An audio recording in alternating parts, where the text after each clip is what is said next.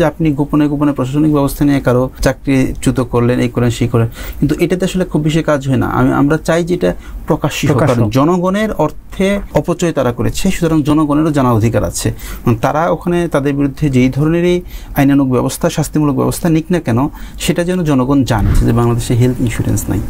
Health insurance না থাকা মানে কি, আপনি আমি এখন স্বাবলম্বী ভালো মানুষ, কোনো কারণে আল্লাহ না করুক যে আমরা একটু অসুস্থ হই, এই চিকিৎসা খরচ বহন করতে যেয়ে কিন্তু আমাদের বাংলাদেশে এখন যে একটা বড় অংশ মানুষ নতুন করে দারিদ্র্য সীমার নিচে যায়, তার কিন্তু অন্যতম কারণ হচ্ছে এই চিকিৎসা।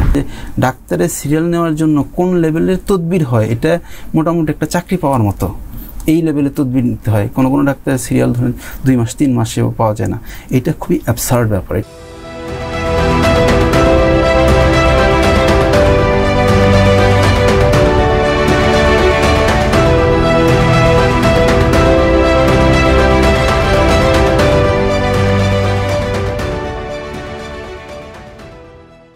দর্শক, স্বাগত ও শুভেচ্ছা জানাচ্ছি মেডিভয়েসের নিয়মিত আয়োজন মেডিভয়েস নিউজ রুমে। স্বাস্থ্য খাতের চলমান গুরুত্বপূর্ণ বিষয়গুলো নিয়ে আমাদের এই আয়োজন। আজকের পর্ব আমরা বেশ কিছু গুরুত্বপূর্ণ বিষয় নিয়ে সাজিয়েছি। এই পর্বে আলোচনার জন্য আমাদের মেডিভয়েসের স্টুডিওতে উপস্থিত আছেন ইংরেজি দৈনিক নিউ এজের রিপোর্টার রাশেদ আহমেদ। রাশেদ ভাই, আপনাকে স্বাগত। আপনাকেও স্বাগত, সেই সাথে স্বাগত জানাচ্ছি যারা আমাদেরকে শুনছেন। ভাই, আমরা সরাসরি আলোচনাতেই চলে যাই। সম্প্রতি স্বাস্থ্য মন্ত্রণালয়ের বিশেষ সহকারী অধ্যাপক ডক্টর সাইদুর রহমান, উনি সাংবাদিকদের সঙ্গে মতবিনিময় সভা করেছেন এবং সেখানে বেশ কিছু বিষয়ের উনি অবতারণা করেছেন। অনেকগুলো গুরুত্বপূর্ণ বিষয় এখানে উঠে এসেছে। এর মধ্যে একটা হচ্ছে যে উনি বলেছেন বিএমইউর যে সুপার স্পেশালাইজড হাসপাতাল, সেটার নিয়োগ নিয়ে যে উনি বলছেন যে নিয়োগ স্বচ্ছ করতে নীতিমালা ওনারা করছেন, মোটামুটি রেডি আছে, অনুমোদনটা বাকি আছে, এরপরে নিয়োগের দিকে ওনারা চলে যাবেন। প্রথম বিষয়টা হচ্ছে এই উদ্যোগটাকে আসলে কীভাবে দেখছেন? এটা নিয়ে তো অনেক আলোচনা ছিল, এই উদ্যোগটাকে আপনি কীভাবে দেখছেন? ধন্যবাদ আপনাকে। যে বিষয়টা আপনি যে বিষয়টার কথা বললেন, এই বিষয়টা নিয়ে এর আগেও প্রচুর কথাবার্তা হয়েছে। কারণ এই বিষয়টা আমরা জানি যে স্বাস্থ্য খাতে ব্যাপক হারে নানাভাবে নানা অ্যাঙ্গেল দুর্নীতি হয়েছে।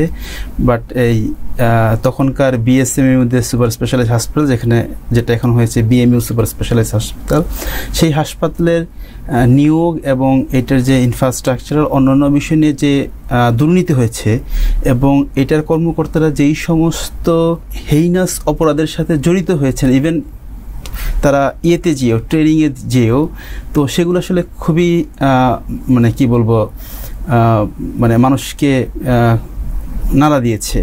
তো সেটাকে আসলে সংশোধন করার যে উদ্যোগটা নেওয়া হয়েছে, এটা নিঃসন্দেহে একটা ভালো উদ্যোগ। কারণ হচ্ছে যে আপনি তো এই এত কোটি টাকা, সেটা ফরেন এইড হোক কিংবা ফরেন বাংলাদেশের মানুষের টাকাও তো সেখানে আছে, সব কিছু মিলিয়েই এত বড় একটা স্ট্রাকচার হয়েছে, একটা ভালো একটা উদ্দেশ্য নিয়ে হয়েছে। উদ্দেশ্যটা হচ্ছে যে আমাদের এখান থেকে আমাদের বাংলাদেশ থেকে একটা বড় সংখ্যক মানুষ বেশ কিছু বিষয়ের চিকিৎসা আমাদের এখানে অ্যাভেলেবেল নাই কিংবা সন্তুষ্ট হন না, যার কারণে তারা বিদেশে চলে যায়, এবং এর ফলে আমাদের দেশ থেকে প্রচুর পরিমাণ বৈদেশিক মুদ্রা চলে যাচ্ছে। সেই রোগীগুলোকে যাতে আমরা এখানে অ্যাকোমোডেট করতে পারি, আমাদের এই বিদেশ নির্ভরতা কমে যায়। এটা শুধু অর্থের সংস্থান না, এটা একই সাথে আমাদের সক্ষমতারও একটা মিটার। সুতরাং এইটাকে কার্যকর করার জন্য এই ধরনের একটা উদ্যোগ অত্যন্ত জরুরি ছিল। এখন আমাদের দেখার বিষয় হচ্ছে যে এই উদ্যোগটা আসলে কতটুকু সফল হয়, কারণ এগুলো এত বেশি কি বলবো যে রিলেটেড একটা অপরটার সাথে, এগুলো আসলে সফল করাটা অনেক চ্যালেঞ্জের বিষয়। যেহেতু বর্তমান সরকার বিষয়টাকে চ্যালেঞ্জ হিসেবে নিয়েছে, বিশেষ করে আমাদের প্রধান উপদেষ্টা বিশেষ সহকারী যিনি স্বাস্থ্য মন্ত্রণালয়কে দেখভাল করছেন, জনাব সাইদুর রহমান, উনি এবং স্বাস্থ্য উপদেষ্টা এবং তার টিমটা যে উদ্যোগটা নিয়েছেন, আমি মনে করি যে একটা ভালো উদ্যোগ। এটা কতটা ভালো সেটা কিংবা আদৌ ভালো কিনা সেটা দেখা যাবে আসলে এটা ইমপ্লিকেশন হওয়ার পরে। ওনারা বলছেন যে নীতিমালা করা হচ্ছে, নীতিমালা ওনারা করবেন, কিন্তু তারপরেও আগের যে জায়গাটা ছিল অস্বচ্ছ এবং দুর্নীতি, এইখানে স্বচ্ছতা আনতে কি করা প্রয়োজন, কোন উদ্যোগটা নিয়ে প্রয়োজন বলে মনে করেন? আসলে একটা সময় আমাদের শুধু বিএমইউ না, অন্যান্য সেক্টরগুলোতেও কোনো আইন কানুনের তোয়াক্কা করা হয় না, শুধুমাত্র ব্যক্তির ইচ্ছা কিংবা ব্যক্তির আগ্রহ অনাগ্রহের উপর ভিত্তি করে সকল সিদ্ধান্তগুলো হয়ে যেত। আমাদের এখানেও যে সমস্ত নিয়োগ কিংবা এখানে যেই প্রক্রিয়ায় এই কাজগুলো করা হয়েছে সেগুলো ঠিক একই রকম ছিল। ধরেন 10টা টেন্ডার পড়েছে, কেউ একজন সিদ্ধান্ত দিয়ে দিল যে একে টেন্ডারটা দিয়ে দাও, সেভাবেই হয়ে গেছে। কিংবা 20টা আবেদন পড়েছে, সে টিক চিহ্ন দিয়ে দিচ্ছে এই কয়জনকে নিয়োগ দাও। মানে এই যে প্রক্রিয়া, এটা তো কোনো প্রক্রিয়া না, এটা তো হচ্ছে একটা অপরাধ।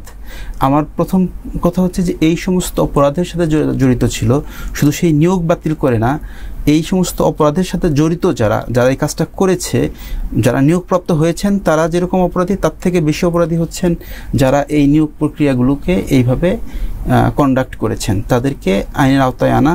আর এখানে যে জিনিসটা হয়েছে যে একটা নিয়োগ বলেন কিংবা এই হসপিটালটার ব্যবস্থাপনা বলেন, এটা ডিপেন্ড করবে এটার উপরে কতটা মনিটরিং আছে। কারণ হচ্ছে যে আপনি আমাকে যতই ভালো প্রতিবেশী মনে করেন না কেন, আপনার ঘরে দরজা খোলা রেখে আপনি কখনোই ঘুমান না, আপনি তালা মেরে ঘুমান। কারণ হচ্ছে যে এইটাই হচ্ছে একটা নিয়ম কিংবা এটাই হচ্ছে করা উচিত। তো আমিও বিশ্বাস করতে চাই না যে এখানে আবার কেউ একজন বলুক আর কি কারো চাকরি হয়ে যাক যে এরাই হচ্ছেন যোগ্য। এটা আসলে কোনো প্রসেস হতে পারে না। এখানে যেই প্রক্রিয়া অবলম্বন করলে, যেই অবাধ সুষ্ঠুভাবে এবং কোনো ধরনের নেপোটিজম না করে আপনি একটা সার্কুলার দিবেন, সেখানে যেই পদের জন্য যেই ক্রাইটেরিয়া দরকার নির্মোহভাবে সেগুলোকে সেট করে সেখানে অ্যাপ্লিকেশন ইনভাইট করবেন, অ্যাপ্লিকেশন করবে যারা আগ্রহী আছে, পরীক্ষা হবে, লিখিত হবে, ভাইবা হবে, তারপর নিয়োগ পাবে। এখানে কে কার লোক, কে কার কি, এইটা যদি আবার দেখতে যাওয়া হয় কিংবা অন্য কোনো ব্যারোমিটার এটাকে করা হয়, মাপা হয়, তাহলে আবার সেই একই কাহিনী হবে। সুতরাং আমরা চাই যে এটা একটা যেই প্রক্রিয়ায় আমাদের দেশেও তো অনেক জায়গায় নিয়োগ হচ্ছে, বিশ্বের অন্য দেশেও নিয়োগ হচ্ছে, যেই প্রক্রিয়ায় কারণ স্বাস্থ্য তো একটা বিশেষ দিক। আপনি চোখের ডাক্তার নেবেন ফর এক্সাম্পল, তো একটা স্পেশালাইজড হাসপাতালে আপনারা কী ধরনের সেবা দেবেন, তার জন্য কি লাগবে সেটার ক্রাইটেরিয়া সেট করে আপনারা সেটা সার্কুলার দিবেন। আপনি একজন অর্থোপেডিক্স নেবেন কিংবা একজন হার্ট স্পেশালিস্ট নেবেন, সেই অনুযায়ী আপনারা রিকমেন্ড করবেন, অন্য যারা আছে তারা আবেদন করবে, বেস্ট যিনি হবেন তাকে আপনারা নেবেন, সেটাই হচ্ছে প্রক্রিয়া। এখানে আপনি একটা কথা বলছিলেন যে যারা এটার সাথে জড়িত ছিল তাদের শাস্তি দেওয়া, বা সেটা শুধু বাতিল করলে হচ্ছে না, এর পরবর্তী যে জায়গাটা। তো দেখেন, গণঅভ্যুত্থান 1 বছর আগে হয়েছে, 1 বছর 1 মাস ইতিমধ্যে পার হয়েছে।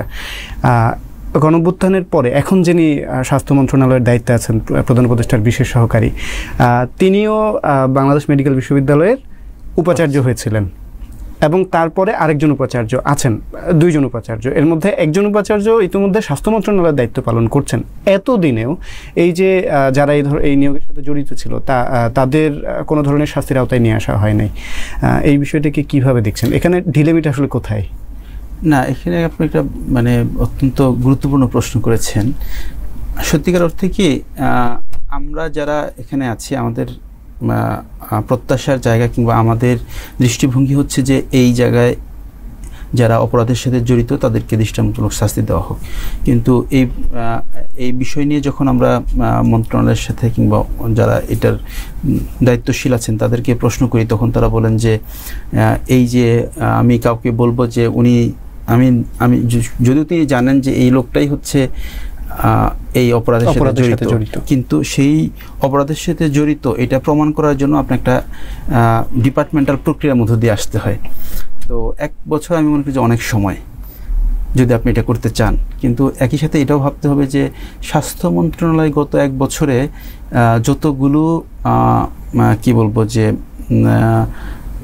আন্দোলন, তারপরে হচ্ছে বৈষম্য নিরোধ করার জন্য এক পক্ষ আরেক পক্ষের যে বাদাবাদির মধ্যে চলছিল, আমরা তো প্রতিনিয়ত দেখছি যে হয় পুরো ডাক্তার লাগছে, না হয় কখনো নার্স নামছে, কখনো মিডওয়াইফ লাগছে। হ্যাঁ, আসলে এই জায়গায় আমার প্রায়োরিটি ছিল কিংবা আমাদের প্রায়োরিটি হচ্ছে সবগুলোই, কিন্তু তারাও যেহেতু একটা লিমিটেড রিসোর্স নিয়ে কাজ করছেন এবং এই যখন নিটোরে সেবা একেবারেই বন্ধ হয়ে যায় কিংবা আপনি জানেন যে এনআইইউতে অনেকদিন বন্ধ করার অবস্থা ছিল, আর যেহেতু এখন তারা একটা গণতান্ত্রিক সরকার না, একটা জনগণের আশা আকাঙ্ক্ষার কিংবা একটা অভ্যুত্থান পরবর্তীতে একটা বিশেষ দায়িত্বপ্রাপ্ত সরকার, সুতরাং তাদের আসলে এই ধরনের ক্রাইসিস ম্যানেজমেন্ট করার মতো খুব বেশি এবিলিটি আমরা দেখতে পাচ্ছি না। আসলে কতটা থাকতে পারতো কিংবা থাকা উচিত ছিল সেটা অন্য আলাপ। ঠিক একইভাবে তাদের যে প্রায়োরিটি, সেই প্রায়োরিটিতে আসলে এটাও নিশ্চয়ই আছে। সেদিন তিনি বললেন, প্রধান উপদেষ্টার বিশেষ সহকারী উনি বললেন যে ওনারা উদ্যোগ নিয়েছেন এবং অনেকের বিরুদ্ধেই প্রশাসনিক ব্যবস্থা নেওয়া হচ্ছে। এখানে আমার যে বিষয়টা এখানে কনসার্ন সেটা হচ্ছে যে আপনি গোপনে গোপনে প্রশাসনিক ব্যবস্থা নিয়ে কারো চাকরিচ্যুত করলেন, এই করেন সেই করেন, কিন্তু এটাতে আসলে খুব বেশি কাজ হয় না। আমরা চাই যে এটা প্রকাশ্য, কারণ জনগণের অর্থে অপচয় তারা করেছে, সুতরাং জনগণেরও জানার অধিকার আছে।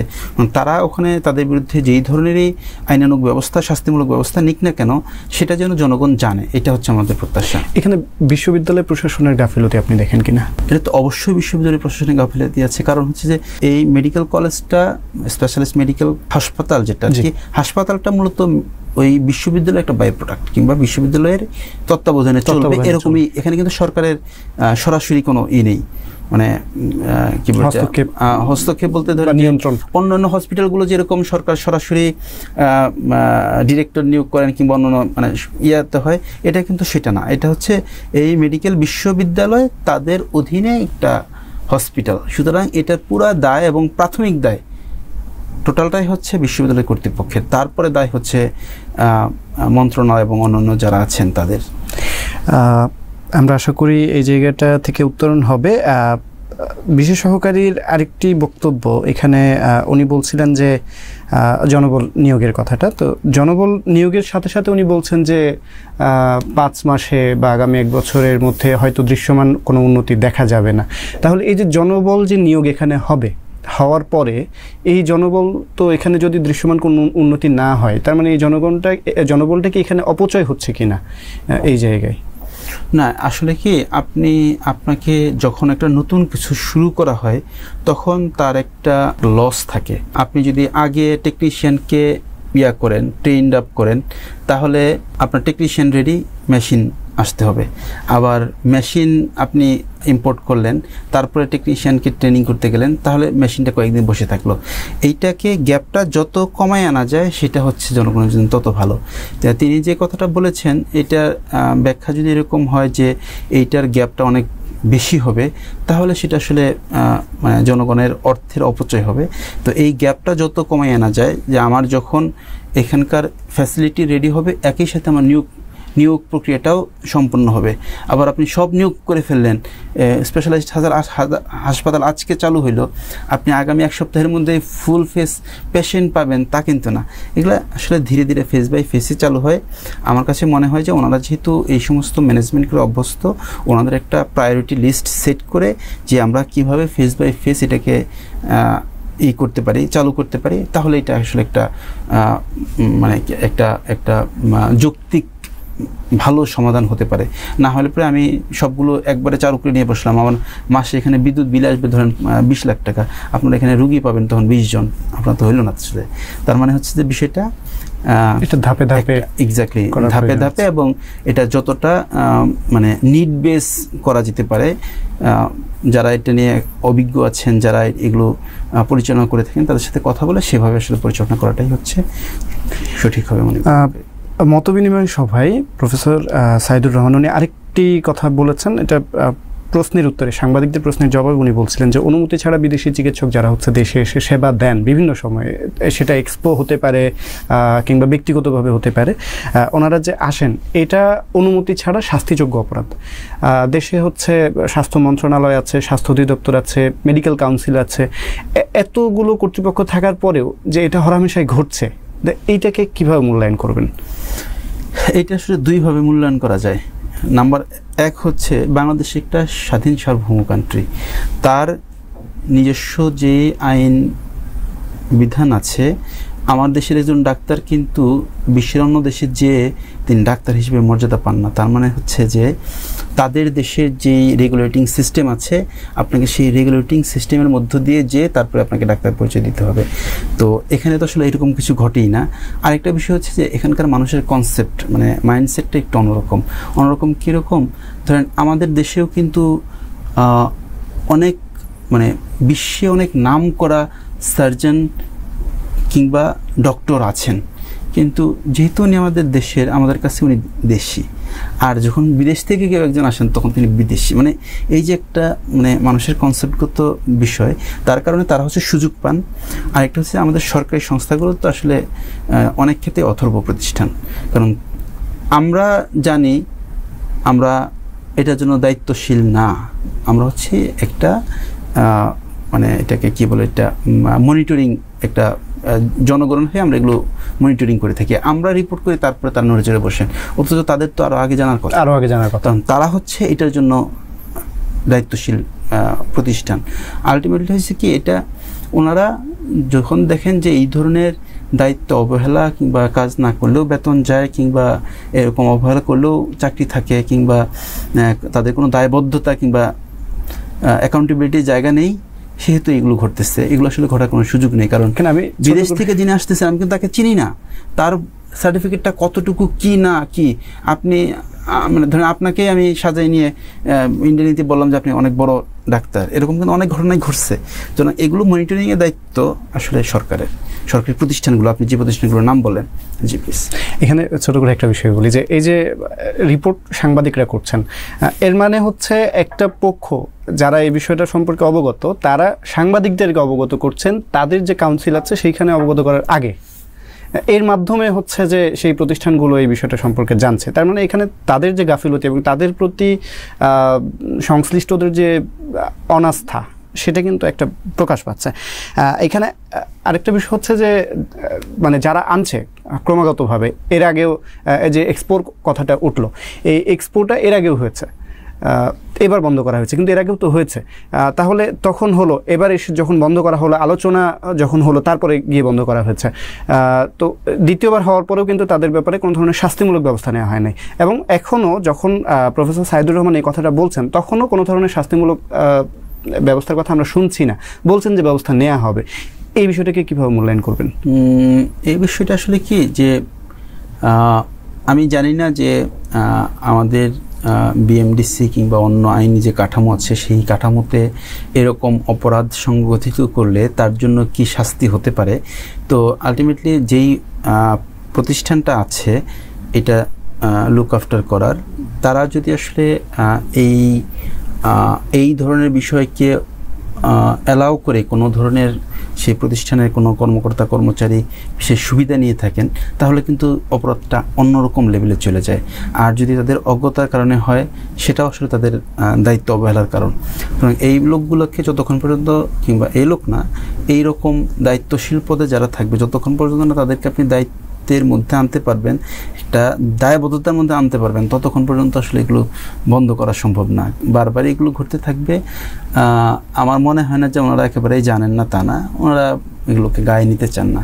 এরকম অনেক কিছুই ঘটতেছে চারপাশে। আপনি দেখবেন এই যে আপনি পুলিশের সামনেও যদি একটু মারামারি করেন, দেখবেন সে তার মতো দাঁড়িয়ে আছে, এটা না দেখলেও তার চলে। তো এই স্বাস্থ্যক্ষেত্রে বলেন, অন্য ক্ষেত্রে বলেন, একই, মানে মিলেমিশে একই জিনিস আর কি। এই জায়গাটা যদিও হচ্ছে সমস্যাটা আমরা জানছি যে ওনাদের কিছু গাফেলতি আছে, কিন্তু উত্তরণের উপায়টা আপনি কিভাবে মনে করেন? যে কর্তৃপক্ষ আছে, প্রশাসন আছে, তারা কিভাবে এই জায়গা থেকে বের হতে পারে? উত্তরণ বলতে ধরেন যে এই আমাদের যে কাঠামোটা আছে, সেই কাঠামোতে যেখানে যারা আছে তারা যদি তাদের দায়িত্বটা সঠিকভাবে পালন করে, উত্তরণের কিছুই নেই, এটা অটোমেটিক আপনার জ্বালায় আটকে। বিষয়টা হচ্ছে দায়িত্বটা পালন করা, এবং যদি কেউ দায়িত্ব না পালন করে, তাহলে যেন তার ঊর্ধ্বতন যে কর্তৃপক্ষ আছে তারা যেন তাদেরকে শাস্তির মধ্যে আনেন। যে মানে অন্য একটা উদাহরণ দিয়ে বলি, যে ঢাকা শহরে এই এলাকায় যদি একটা অবৈধ ভবন উঠে, তার জন্য কিন্তু রাজুকের একটা ইন্সপেক্টর আছেন, তিনি হচ্ছেন দায়িত্বশীল, কিংবা এরকমই প্রতিষ্ঠানগুলো আছে। তো সে যদি দায়িত্ব না পালন করে, তাহলে তার ঊর্ধ্বতন কর্তৃপক্ষ তাকে জবাবদিহিতার মধ্যে আনবে। ঊর্ধ্বতন কর্তৃপক্ষ যদি না করে, তার উপরেও ঊর্ধ্বতন কর্তৃপক্ষ আছে। স্বাস্থ্য এরকম অনেকগুলো টায়ার আছে। তো যারা দায়িত্বশীল তারা দায়িত্ব পালন না করলে তার ঊর্ধ্বতন কর্তৃপক্ষ নিশ্চয়ই তার বিরুদ্ধে ব্যবস্থা নিতে পারেন, ব্যবস্থা নেবেন, কিন্তু নেন না, সেটাই হয়। আচ্ছা, এখানে আরেকটা বিষয় বিশেষ সহকারীর বক্তব্যে আসছে যে রেফারেল সিস্টেম না থাকায় বিশেষজ্ঞ চিকিৎসক দেখা থেকে রোগীদের খরচ বাড়ছে। যে সমস্যাটা হয় যে রোগী সবার আগে চলে যায় হচ্ছে বিশেষজ্ঞ চিকিৎসকের কাছে, হয় ওই হাতুড়ে ডাক্তারের কাছে যায় অথবা বিশেষজ্ঞ চিকিৎসকের কাছে যায়। এই সমস্যা সম্পর্কে আমরা জানছি, কিন্তু এখান থেকে বের হয়ে আসা যাচ্ছে না কেন? আপনি যে কথাটা বললেন এইটা নিয়ে অনেক বছর ধরেই আলোচনা হচ্ছে, জিপি মডেল চালু করবো, জিপি মডেল। তো এটাও যেরকম একটা সত্য, আরেকটা বিষয় নিয়ে আলোচনা হচ্ছে যে বাংলাদেশে হেলথ ইন্স্যুরেন্স নাই। হেলথ ইন্স্যুরেন্স না থাকা মানে কি, আপনি আমি এখন স্বাবলম্বী ভালো মানুষ, কোনো কারণে আল্লাহ না করুক আমরা একটু অসুস্থ হই, এই চিকিৎসা খরচ বহন করতে যেয়ে কিন্তু আমাদের মানে বাংলাদেশে এখন যে একটা বড় অংশ মানুষ নতুন করে দারিদ্র্য সীমার নিচে যায়, তার কিন্তু অন্যতম কারণ হচ্ছে এই চিকিৎসা। ঠিক একইভাবে এই জিপি সিস্টেমটা কিন্তু আমাদের স্বাস্থ্যসেবার জন্য একটা অনেক বড় মাইল ফলক হতে পারত। এটা নিয়ে বছরের পর বছর ধরে আলোচনা হচ্ছে, কিন্তু এটা নিয়ে আসলে খুব বেশি অগ্রগতি হয়েছে আমি এরকম কিছু দেখি নাই। এইটার জন্য সব থেকে বড় যে জিনিসটা দরকার সেটা হচ্ছে কমিটমেন্ট দরকার, যে আমরা জিপি সিস্টেম চালু করতে চাই, রেফারেল সিস্টেম যেটা। না হলে পরে দেখা যাচ্ছে কি আমি ঢাকায় থাকি, আমি কখনোই মেডিকেল অফিসার কিংবা অ্যাসোসিয়েট প্রফেসর কিংবা অ্যাসিস্ট্যান্ট প্রফেসর এদেরকে আমি দেখাইতেই চাই না, লাগবে তো 1000 টাকা আমি কিংবা 500 টাকা আমি প্রফেসরের কাছে চলে যাই। তার মানে কি ওখানে কিন্তু তারও যে মানে বিশেষ সেবা দেওয়ার সুযোগ ছিল বিশেষজ্ঞ ডাক্তার হিসেবে, তিনিও সেটা দিতে পারছেন না। অন্যদিকে আমি অযথাই মানে একটা বেশি খরচ বিষয় নিয়ে সিরিয়ালের জন্য ইয়ের কাছে যাচ্ছি। এবং আপনি জানেন কিনা যে ডাক্তারের সিরিয়াল নেওয়ার জন্য কোন লেভেলের তদবির হয়, এটা মোটামুটি একটা চাকরি পাওয়ার মতো। এই লেভেলে তদবির নিতে হয়, কোনো কোনো ডাক্তারের সিরিয়াল ধরেন 2 মাস 3 মাসেও পাওয়া যায় না।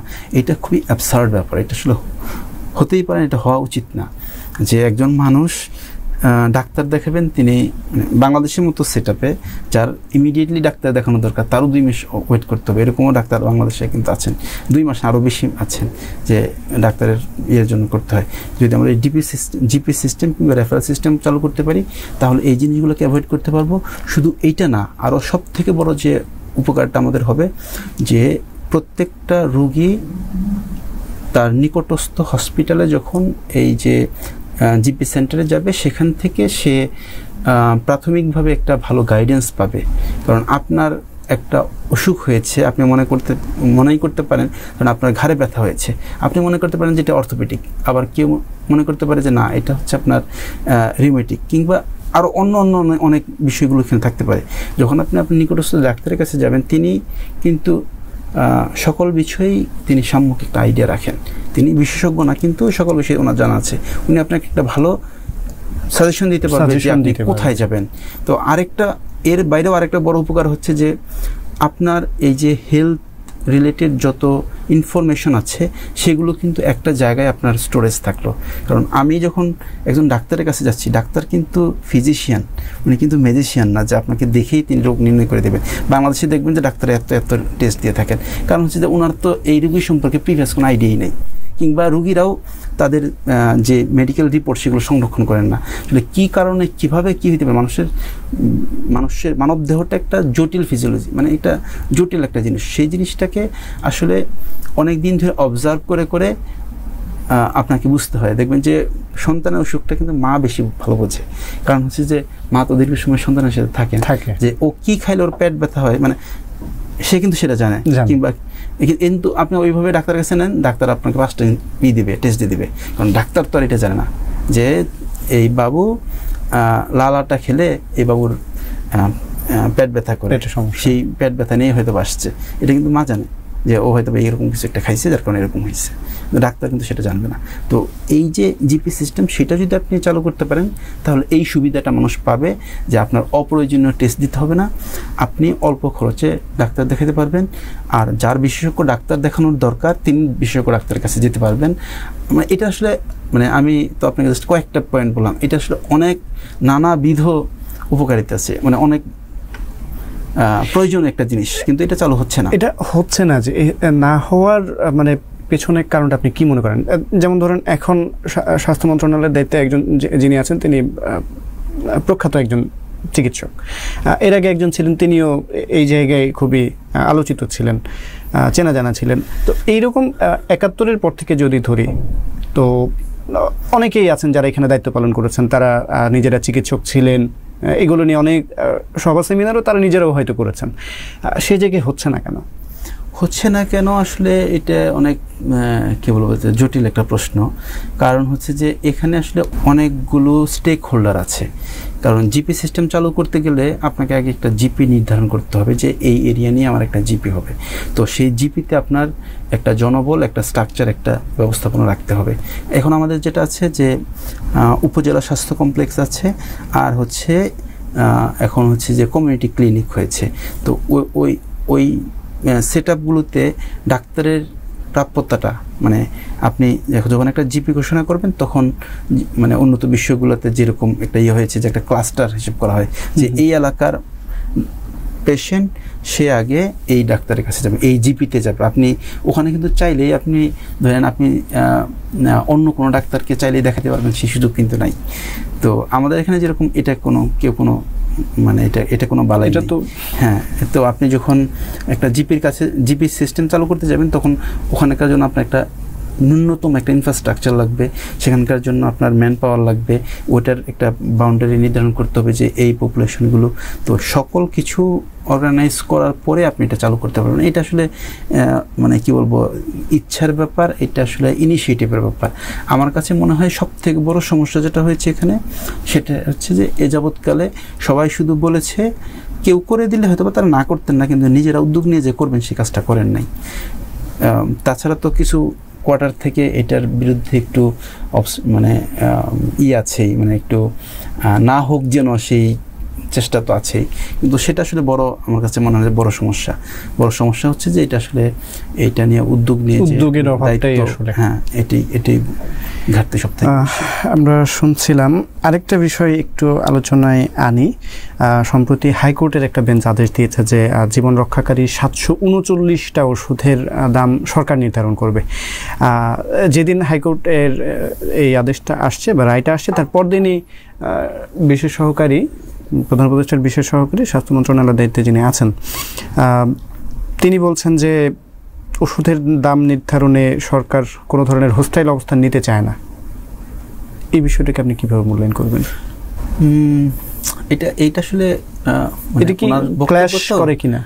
না, ক্ল্যাশ করার কোনো সুযোগ নেই। একটা জিনিস হচ্ছে কি যে একটা দেশের সরকার সে কিন্তু সবারই সরকার। সে সরকার বলতে সে এই প্রোডাক্টের যে র ম্যাটেরিয়ালস সাপ্লাই করে তারও সরকার, এই প্রোডাক্টটা যে তৈরি করে তারও সরকার, যে পরিবহন করে তারও সরকার, যে বিক্রি করে রিটেইলার তারও সরকার, যে এটা সেবন করে তারও সরকার। তার মানে হচ্ছে যে সরকার যদি এই সমস্ত জিনিসগুলো নিয়ন্ত্রণ না করে তাহলে তো সরকারের প্রয়োজন নাই। আমাদের প্রায় 2 দশক আগে এই ওষুধগুলোর দাম নির্ধারণ করা হতো। তো সেই জিনিসটাকে জাস্ট একটা অর্ডারের মাধ্যমে বন্ধ করে রাখা হয়েছিল। সেটা টোটালি একটা ভেস্টেড ইন্টারেস্টে, বিজনেসম্যানদের একটা ভেস্টেড ইন্টারেস্টে, যেটা গত হাইকোর্টের অর্ডারের মাধ্যমে সেটা রহিত হলো। আমি মনে করি যে এটা একটা যুগান্তকারী একটা উদ্যোগ। কারণ হচ্ছে যে ঔষধ কিংবা ইমার্জেন্সি যে জিনিসগুলো মানুষের লাগে সেটা নিয়ে কিন্তু মানুষ বার্গেনিং করতে পারে না। আপনার কাছে যে আমি বলতে পারবো আমাকে এই ওষুধগুলো দেন, আপনিও একটা ফার্মেসিতে দিয়ে বলতে পারবেন না। সে বের করলো, তখন আপনি দামাদামি শুরু করলেন, যেভাবে মাছ আমরা কিনি সেটা করতে পারি না। এই জন্য মাছের দামটা যেরকম নির্ধারণ করা প্রয়োজন, কিন্তু সেটার প্রয়োজনীয়তা আর ওষুধের দামের প্রয়োজনীয়তা দুইটা কিন্তু অন্যরকম পার্থক্য। কারণ আপনি হসপিটালে ডাক্তার আপনাকে প্রেসক্রিপশন লিখে কিংবা একটা স্লিপ ধরাই দিয়েছে যে এই ওষুধটা নিয়ে আসেন, তখন আপনার প্রায়োরিটি হচ্ছে যে ওই ওষুধটা আমার লাগবে, কারণ আপনার প্রিয়জন ওখানে কষ্ট পাচ্ছে, তার জীবন সংকটাপন্ন, তার জন্য এই ওষুধটা প্রয়োজন। সুতরাং এই জিনিসটা কতটা সেন্সিটিভ একটা জায়গায়।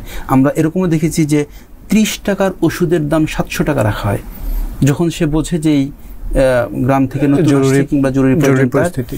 সুতরাং এই যে ওষুধের দাম, শুধু ওষুধের দাম না, ওষুধের সাথে সাথে স্বাস্থ্য সেবা পাওয়ার জন্য মানুষের যেই সমস্ত প্রয়োজনগুলো হয় সেগুলো সবগুলোরই দাম আসলে নির্ধারণ করে দেওয়া উচিত। সেটা একটা দাম না। এখানে আমার একটা ভিন্ন মত হচ্ছে যে এখানে কয়েকটা টায়ার হতে পারে, যে তার বলে মানহীন কোনো কিছু না, মানের জায়গায় কম্প্রোমাইজ না করেও সেটাকে কয়েকভাবে মানে সেবার উপরে ভিত্তি করে তার মানের ইয়াটা নির্ধারণ হতে পারে, কি বলে এটা, এই দামটা নির্ধারণ করা হতে পারে। তো এই দামটা নির্ধারণ করাটা একটা অত্যাবশ্যক। অত্যাবশ্যক এবং এটা করতেই হবে। গত কয়েকবার বেশ কিছু বিষয় নিয়ে দাম নির্ধারণ করার বিষয় নিয়ে আলোচনা হয়েছে। তার মধ্যে একটা ছিল, আপনি জানেন যে কোভিড এবং চিকুনগুনিয়ার সময় এবং ডেঙ্গুর সময় এই টেস্টগুলো যেহেতু সিবিসি টেস্ট কিংবা আইজিজি, আইজিএম এই টেস্টগুলোর সংখ্যা বেড়ে যায়, সরকার উদ্যোগ নিয়ে 2-4টা টেস্টের দাম নির্ধারণ করে দেয় এবং সেগুলো খুব বেশি ক্ষেত্রে যে মানা হয় এরকমও না, কিন্তু তারপরেও 2-4টা টেস্টের দাম নির্ধারণ করা হয়েছিল। কিন্তু আসলে আমি ধরেন অন্য একটা ডিজিজের রোগী, আমার জন্য তো ওইটাই দরকার, আমার জন্য তো আসলে ডেঙ্গুর টেস্টের দরকার নেই, আমার সিবিসি টেস্টের দরকার না, আমার যেটা দরকার সেটা আমার কাছে 100%। সুতরাং সরকার মানুষের জন্য প্রয়োজনীয়, নাগরিকের জন্য প্রয়োজনীয় যত সেবা আছে প্রত্যেকটা সেবার মূল্য নির্ধারণ করে দেখ, সেটা যে কোনো একটা বেঞ্চের মধ্যে যে মিনিমাম ম্যাক্সিমাম এর মধ্যে নির্ধারণ করে দেখ, কিংবা হাসপাতাল সেবার কোয়ালিটি নির্ধারণ করে দেখ, গ্রেডিং করে দেখ, যেটা এ বি সি এই 3 ক্যাটাগরির হসপিটাল কিংবা সেবা থাকবে। এই 3 ক্যাটাগরিতে তুমি আসলে কোন ক্যাটাগরিতে পড়ো তুমি পরীক্ষা দিয়ে সেটা ডায়াগনস্টিক সেন্টার করবা, উত্তোলন করবা, আমরা তোমাকে বলবো তুমি এ, তার মানে হচ্ছে তুমি এ ক্যাটাগরির দাম নিবা, তুমি বি ক্যাটাগরির দাম নিবা, যে ক্যাটাগরিতে থাকবে সেই ক্যাটাগরির দাম নেবে। তো এটা আসলে মানে অত্যন্ত প্রয়োজনীয়। এতে আসলে রোগীর যে কত পরিমাণ উপকার হবে এটা আসলে মানে ভাষায় প্রকাশ করতে পারছি না।